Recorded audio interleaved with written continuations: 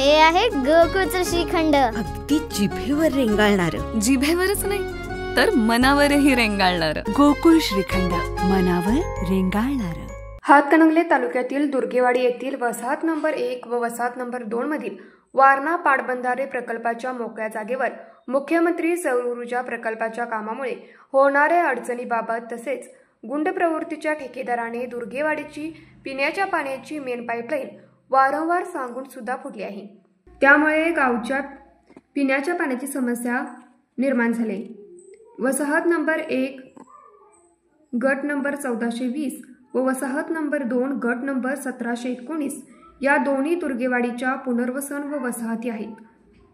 वसाहत नंबर 1 मध्ये 400 कुटुंब व वसाहत क्रमांक 2 मध्ये 300 कुटुंब असून या दोन्ही वसाहती मिळून ग्रामपंचायत दुर्गेवाडीची स्थापना झाली व या ग्रामपंचायतीच्या सर्व नागरी सुविधा व कामेही एकत्रितपणे चालू आहेत.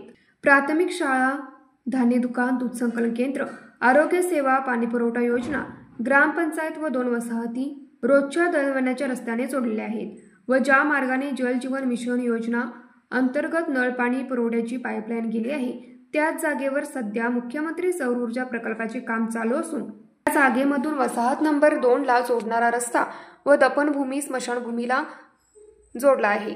त्याच रस्त्यावर पाईपलाईनवर सदर प्रकल्पाचे खांब रोवले गेले आहेत. तरी सध्या रस्ता दुर्गेवाडी क्रमांक 2च्या वाहतूकसाठी खुला करून द्यावा. त्या मागणीसाठी दुर्गेवाडी येथील जवळजवळ 500 महिला व पुरुषांनी जिल्हाधिकारी अमोल येडगे यांची भेट घेऊन त्यांना निवेदन दिले. यावेळी आमदार अशोकराव माने यांनी फोनवरून जिल्हाधिकारी यांना दुर्गेवाडी ग्रामस्थांच्या समस्या तात्काळ सोडवण्याचे निर्देश दिले. यावेळी दुर्गेवाडी ग्रामपंचायत सरपंच, उपसरपंच, सदस्य, आजी माजी सरपंच, ग्रामस्थ विश्वजित माने, सचिन घोलप, सुनील पाटील, मारुती पाटील तसेच मान्यवर उपस्थित होते. न्यूज मराठी 24 साठी विनोद शिंगे, कुंभोज.